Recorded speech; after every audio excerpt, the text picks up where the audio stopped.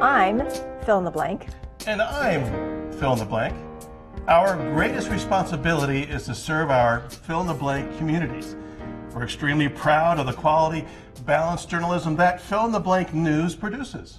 But we're concerned about the troubling trend of irresponsible, one-sided news stories plaguing our country. Plaguing? Mm-hmm.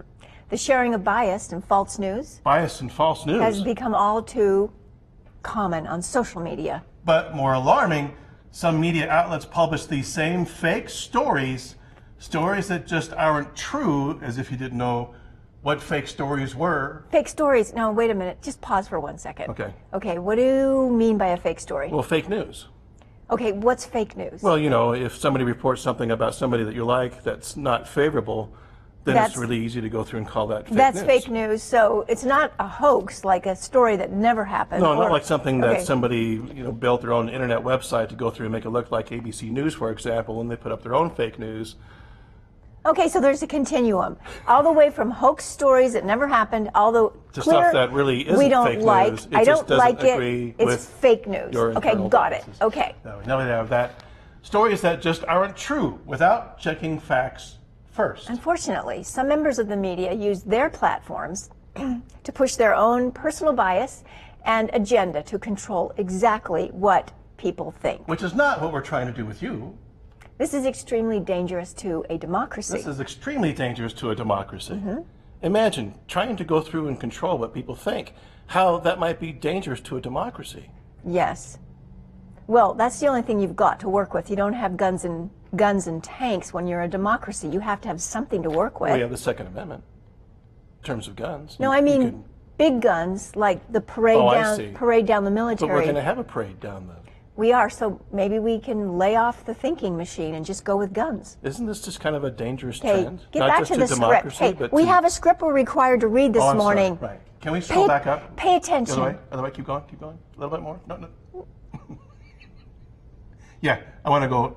If we don't read the script, we're going to get fired. Okay, will you get back? Which is exactly was the case. Unfortunately, some members... That's me. Keep going. Okay, it's my part of the script. I want to go over this one more time. Unfortunately... Some members of the media use their platforms to push their own personal bias and agenda to control exactly what people think. Which is exactly what they were doing. Right. Extremely dangerous to a democracy. At Fill in the Blank, it's our responsibility to pursue and report the truth. We understand truth, and I'm not kidding, it's a big T truth in the script from Sinclair, is neither politically left nor right, though our right is better than your left. Our commitment to factual reporting is the foundation of our credibility, now more than ever. And we have to have at least some shred of credibility. I don't know that they have any credibility left. All right, well, we'll see. But we are human. Oh, here's the disclaimer. Sometimes, yeah. But we are human. Right, our reporting might fall short. We might fall short. If you believe our coverage is unfair, please reach out to us by going to... Stop. Please reach out to us by going to our website for our news station, and then... You'll end up going to Sinclair Broadcasting. No, you click on Content Concerns. Those two words on their website says Content Concerns. That does not go to your local news station. It goes to Sinclair Media. Okay, and the point is, we value your concerns, meaning Sinclair does, and we value we can monetize our ability to monetize off of you. And we will respond back to you by targeting you at the midterm elections. Oh, this is me. Go ahead. We work very hard to seek the truth and to strive to be fair, balanced, and factual. We consider it our honor, our privilege to responsibly deliver the news every day. Thank you for watching, and we appreciate your feedback. Sinclair does. I just threw up a little bit in the back of my... Actually, I would appreciate a little feedback from our local audience. Yeah, if you're watching this, it would be nice for you to give us some feedback. We're coming to you. This is Talking Point Live, by the way. Try to avoid profanity. We haven't gone through and really identified who we are, what it is that we're doing. I'm Eric Young, and this over here is Jennifer Kohler. And of course, we're taking to task the Sinclair Media Group in their blanket statement that they made through, and the numbers differ on this. I found 179 stations. I found 192 stations. And I haven't gone through Sinclair's holdings to do an exact count of how many, but somewhere between 172 and 179 stations out there, two of which exist within the Salt Lake City market. One is KUTV News, Channel 2, which, in full disclosure, I used to be a stringer for. And then the other station was KJAZ, KJZZ, Channel 14. And that's the one that we get down here on the... Or do we get them both? Well, they're both bundled on a cable package in southern Utah. Okay. That way, as that goes. And it was interesting to go through and watch. I didn't see the KJAZ anchors come up on the YouTube video that's gone viral with a number of these reporters. From Deadspin? From Deadspin, but Yeah. the KUTV folks came up there. So why? It's obvious why this is problematic, but we're gonna beat that horse today anyway, and talking about how last week we talked about how Cambridge Analytica is getting us on the social media front in terms of taking our biases, our predetermined data, and might go through and shift the way we vote. Here we have a news organization that gets into, according to statistically, into 40% of America's homes. As Right, it stands right now. Local news is the most favorably attributed news medium that's out there. Now, why do people trust their local news more than national news? Because the obvious reason is because they're reporting stories that are local to their area. And it's easier to verify a local story for accuracy you can go because through you and do live that. there and you can observe some of the conditions. But we also have the, Dan Rather called it the star power of anchors. And back in the golden age of KSL, for example, we had Dick Norris and Bruce Lindsay, and these were community icons. They were beyond celebrity. And they endorsed, different things in terms of philanthropy within the community. And everybody thought, well, when Dick Norris talked about the news, that's what was going on. He had credibility. He had credibility, even though, with all due respect, Dick Norris wasn't that great of a journalist, but he was a great personality who would go through and sit behind a camera and read from a teleprompter like this, put that out there. So part of that local connection is not just seeing them on TV, but also seeing them involved in the community, and then seeing their field reporters out doing their jobs, reporting on what might be going on. And so people are naturally going to be more inclined to believe or put more trust, not small t trust, not big T trust, but more trust into their local news organizations than they're doing nationally. Well, let me raise an issue, though, because with the advent of the internet and its powerful, we talked about social media as a source for news for people, why does what's happening on television matter so much? Because isn't everybody getting all their information from the internet? No, not everybody's getting all their information from the internet. Now, about 2/3 of you are getting it from here. Okay, you're getting it from your devices that way. And so it's not just the internet, it's the technology that we're using to access the internet that makes it convenient. It's 24/7, 365. We don't have to wait for a news cycle. But we have a generation of individuals, like my parents' generation, where they're still tied to a specific news time, like 5 or 5:30, and just out of habit, and they're still going to be drawn to that. And that's that 40% of audiences that Sinclair has the ability to go through and inundate right into their living rooms at a specific time period. And let's point out, and I know there's studies done on voters, but I'm willing to get that segment of the population maybe has a higher voting, A higher voter turnout. voter turnout, higher voter turnout than some other demographics in our population. So they are going to be a powerful audience as far as determining who gets elected to office, etc. Okay. The gig is up here. We know exactly what's going on. We do? But exactly isn't a strong term. We have an idea of what's going on here. But we probably ought to talk about Sinclair's affiliation a little bit with maybe conservative framers. Right. Well, so what's gone on with the FCC since Donald Trump took office, and reorganizing the director and responsibilities and the rules of the FCC that might allow a media group like Sinclair to go by another media group like the Tribune Media Group and maybe even expand their holdings? Really, what's interesting to me is if they have about 40% of the viewer audience as they are now and the size they are, And if they do get to go through with their purchase of the Tribune Media Group, then statistics I've seen say they will have 70% of the viewing audience, Well, which is a huge difference. In the Salt Lake market alone, okay, we have KSL, KUTV, KTVX, KJazz, and KSTU. That are already or potential? No, those are the market. That's the market. Oh, okay, that's the market. Okay, so got it. KSL has their holdings there in terms of who owns them. KTVX is independently held. KUTV is held by Sinclair. KJazz is held by Sinclair. And then if the Tribune Media purchase goes through, they happen to own KSTU, which is Channel 13 in Salt Lake. So they will own half the market. Well, they'll own more. They'll own 3/5 of the market than in the Salt Lake area when the Tribune Media purchase is made. So why is that bad if they're conservative, right-leaning, righteously minded, pro-American? Righteously minded? What are you? Yeah, What are you talking about? I'm just saying, if they're the good guys and they have right, then good. In a righteously minded state, what's the problem with that? Right. Echo chamber mean anything to you at all? You please tell me you're playing devil's advocate. Well, I'm just saying, a lot of people might find that comforting or not such a bad thing. But let's just say, so there's the ownership issue. Okay, there's the monopoly issue, what we're concerned about. But what else about it is concerning besides the monopoly? Let me read from another Tribune, the Salt Lake Tribune. This is a piece put out by Scott Pierce, who writes about KUTV's right-wing. Are you going to read on television? I am. You won't let me read, but you're. Well, I'm reading from a newspaper. You're reading from a book, so. Oh, my God. He says.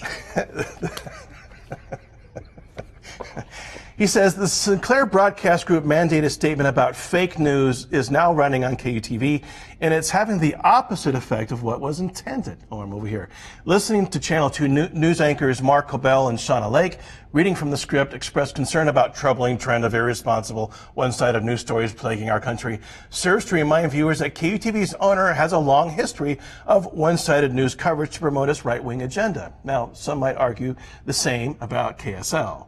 Okay, but I won't go into that just yet, if I get into it at all. The statement asserts that some members of the media, I can't get my own teleprompter to go here. That's why sticking with a book is really reliable. Oh, come on. Okay, well. Filling the dead air while I try to get this to respond to me. While Eric is struggling with his technology, so there's the issue of the monopoly that's concerning, and then there's the issue of the accuracy or the bias that gets put out there by the monopoly. So, did it work for you? It's an ad, actually, that's binding it up here. So let me try to read beyond that. We live in an economy. People have to make money. The statement asserts that some members of the media use their platforms to push their own personal bias and agenda to control exactly what people think, and this is extremely dangerous to our democracy, as we read in the opening teleprompter here.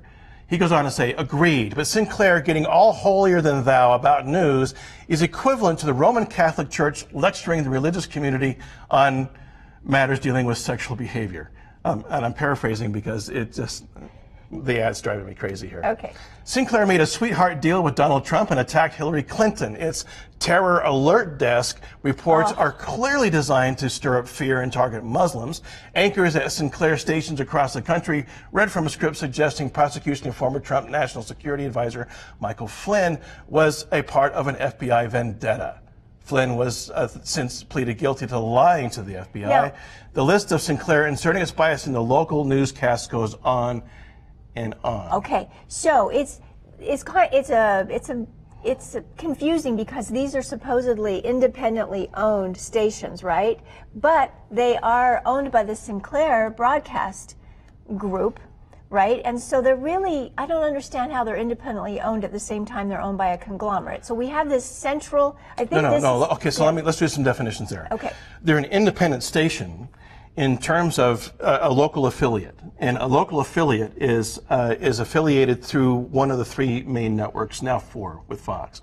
So they can be an ABC affiliate, an NBC or CBS affiliate, or a Fox News affiliate. But with that affiliation, though, they remain, they're like a franchise. They're independent of an owner of ABC, CBS, NBC, or Fox. They're not owned by them. So they could be owned by an independent company like Sinclair. Deseret with Bonneville, rather, with KSL. Okay. That way. They're independently owned, even though KSL has an affiliation with a major network. Okay. Okay, so there's that idea of independent. And with that idea, we have a tendency to think that if they're independent, then there's no framing, there's no puppet strings going on. But obviously that's not the case, and it might be naive for anybody to go through and think that that's not the case, that there aren't corporate or state interests, as the case might be with these guys, involved going through and framing what people are listening to. So I think independently operated and independently owned, I think that's a little confusing anyway. Even Well, though you're kind of using that as a it. colloquialism because that's not the case really in terms of independently operated. Yeah. When you are an affiliate with ABC, NBC, CBS, or Fox, there are must-read stories that come down the line. Right. And a lot of those stories then are going to go through and tease into the national network broadcast that follows the local news after that, okay? So they're going to go through and preview a story, tease a story to put that out there so then people will stay tuned to what's happening on the national level.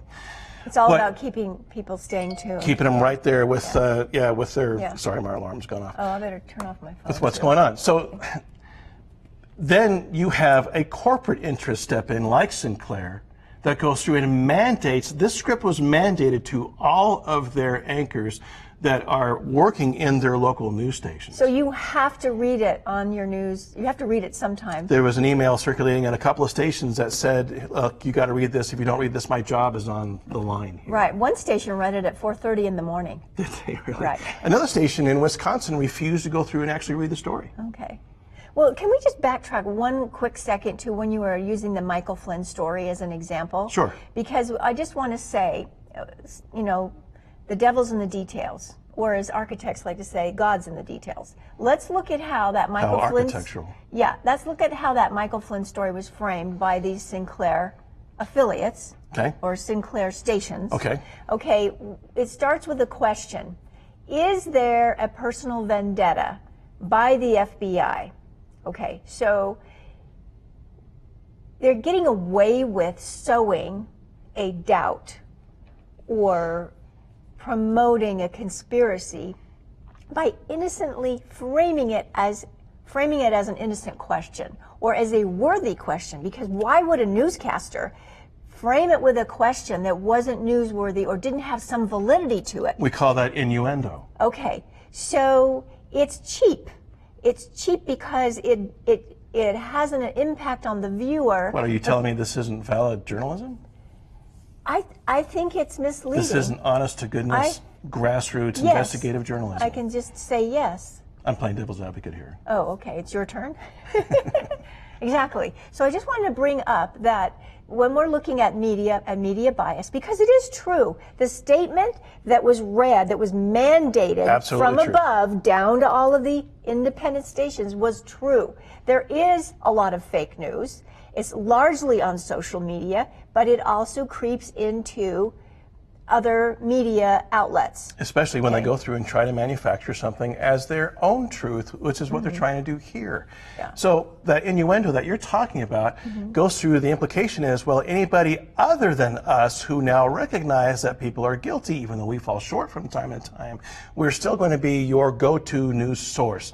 Not because we're factual, but because we claim that we are. And we're going through and setting ourselves apart from the competition. And then this was followed up by, imagine this, a tweet from our president, Donald Trump. I think we have a graphic of this. Saying you can now be my designated mouthpiece in my not so much. re-election He says campaign? it was so funny to watch fake news networks among the most dishonest groups of people I have ever dealt with criticize Sinclair Broadcasting for being biased. Sinclair is far superior to CNN and even more fake NBC, which is a total joke. So superior in terms of fakeness? What? Or bias? Well, no, Sinclair is superior to the other guys because they're claiming to be, so they must be. That's Trump thinking. If I say it is so, it is so. That's the deal. I love how he tells you, and you know it. Oh. So Mary Nam, who happens to be an anchor at a station in Seattle, a Sinclair station in Seattle, fought back with this tweet. Actually, this isn't funny at all. None of it. When media giants gobble up local news stations, there are repercussions. And since you brought it up first this morning, will your administration greenlight the Tribune buyout? Touche, I have to say, and I hope she still has her job. But you know, you could say it's maybe hasn't been green-lighted because they applied clear last May, right after the president took office, and they were supposed to close the deal by the end of last year. And here we are, clear into March and April of the following year. So how can you say that's been greenlit? It seems to be taking. Well, she's asking if it's going to be greenlit. Yeah, but I mean, it hasn't so far. It's been dragging along. Nobody has come up to go through and condone it, to go through, or not condone it, to oppose it, to go through and say no. The FCC has been deregulated to the point to where this type of monopoly now can take place. It's legal because of the appointment of the fellow whose name. I want to say Poi, but it's not. It's no, here, let me look Ajit. it up. No, it's not. Okay.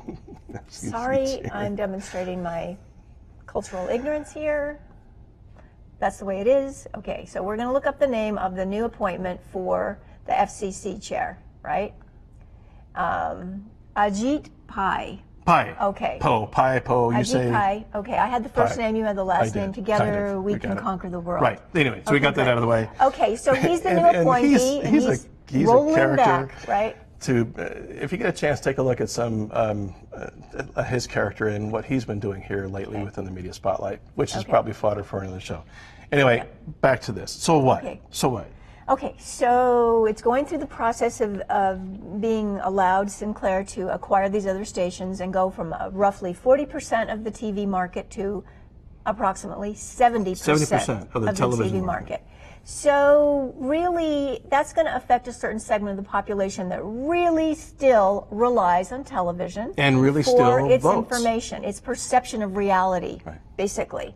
So what's there to do? So I guess the thing that's upsetting is not only the monopoly, the antitrust issues here, but also this sanctimonious, we're the good guys because we're calling out everybody else for doing the fake news, implying that we don't do the fake news. What would show that they have a lot of credibility to me is for them to go through and out themselves and give examples of cases where they have promoted fake news or misleading, because I think misleading is even more dangerous. I think the really dangerous thing are not the hoax stories, but the ones where actually all the facts are accurate, but the presentation and framing of the facts and then the opinion and interpretation is skewed.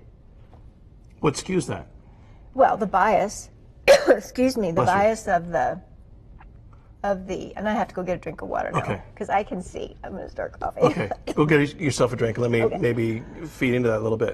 The majority of these anchors who are involved here are really not the ones obviously perpetuating the message. The message is coming from Sinclair. If you looked into their employment contracts, it's a pretty sticky deal for them to go through and say, you know what, I'm not going to do this. If they decide not to, they can be summarily dismissed, and within that dismissal, they can be held for the remainder of their contract monetarily, plus an additional 40% of that contract, and then they also cannot, they have a non-competition clause to where they can't go through and get another job within that market. They would have to go to a different market. So they have to go through and comply with this mandate that comes down from Sinclair. So if you follow the money, you can see kind of what's going on. I used to work for a local station. I was a field reporter, and I produced the weekend show. And one of the stories that ended my career with that news station dealt with what was going on in our economy at the time. This was back right before the bubble went out. And then they wanted to do a story on gas prices, and they wanted to go through and feature one of our advertisers who happened to be selling scooters. So I went and did an interview with a person buying a scooter and why, because it gets a better gas mileage. But I was told to make sure that I get in my shot the sign of the company. And it started to skew the whole idea of what it was that we were doing, speaking again to the corporate interests of that news station. So I didn't do it. In fact, I quit. I quit that day. I resigned my position. Well, so you bring up a good point, because what you were asked to say was not a blatant lie. No, not really. No, but Scooters get better gas mileage. the juxtaposition, and here we have this blurring, which is very common now. This blurring between news reporting and advertising. It's insidious because the consumer is sitting there watching news and thinking news, facts, reality, and then without notice, but very subtly, now they're being advertised to. Worse than advertising is propaganda. And that's what we have going on with the Sinclair Group, with their political affiliation to Donald Trump, his campaign, his the idea of his conservatism. I'm afraid I'll be offending my Republican friends by saying Trump is a conservative, because I don't believe that he is. No, he's not. But he's certainly riding that conservative wave to go through and get. He's an opportunist. That's his political party, is the absolutely. party of opportunism. Opportunity. Right. Yeah. Well, what was I going to just say to you about that? I know I lost it. Well, I wanted Keep to finish going. the thought on Okay. it. This is propaganda. This is state media The at definition its of propaganda. finest. Yeah. Did you want to read Neil Postman on that, or? No, you told me not to read books on TV because it violates the bias of the medium. Okay, it's too boring. But I did want to talk about the definition of propaganda, because I've been in some conversations around this. So when we use the word propaganda, and it gets used a lot, what do we mean by that? Propaganda is a shaping and framing of a public opinion through persuasive means to get everybody on the same page to be believing the same thing. So can it be telling the truth, or can it be lying about facts? Well, what makes propaganda sneaky is it's threaded with certain truths that are in there. Maybe the big T truths that Sinclair is using within the script. Okay, but so it can be telling true things, but it's shaping it in a way and leaving out opposing information, because its agenda is to persuade. Right. Okay. The agenda is not just to persuade. The fruit of that persuasion is to get you to vote. Okay, so take an action. Persuade you. It could be persuade We you. want audiences to do exactly what Okay. our agenda might So, be. because when we use that word propaganda, I think it's good to go back. Right. It's same with fake news and say, what are we actually talking about? Make sure we're talking about the same thing. Right. Okay. Now, did you finish your thought? I think I did. I think that's about all I have. Okay. Okay. Well.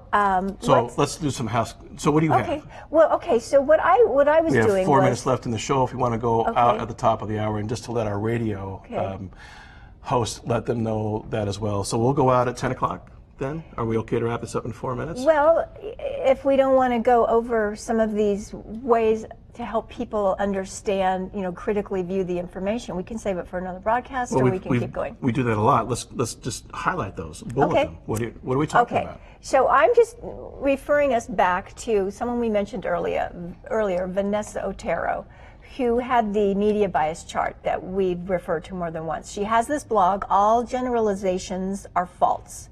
That's her blog. Right. So if you go there, she talks about ways you can listen and read information, and you can spot persuasion and propaganda and fake news sometimes. Using terms of extreme. So she has some various criteria for that. Okay. So she says, for example, if you look at a news article, first of all, you can go by what the title. How do they pitch the article? So, is the title accurate, or is it? Have you ever clicked on the title, the headline? Is it accurate? Does it reflect what's actually below in the article, or is it more like clickbait? Right. Okay. So if it's misleading about the content, and then is it sensationalized? Okay. So is it misleading, and separately, is it sensational? So those are two things to look for in the title. When you look at the graphics that accompany an article, okay, are the graphics misleading about the content, and are they sensational? Another criticism is sometimes the image used is not even related to the actual article, but it's a stock photo that's not even related to the article. It just is to get you to suck you in there, okay? Then you look at other element issues regarding the underlying facts of the article. Okay, are the facts accurate? And are they, are some of the facts, there's this thing called embellished reporting, which was kind of a new term for me in the article. So what do we mean by embellished reporting? Well, so maybe they've drawn you in with the title and the content about certain information.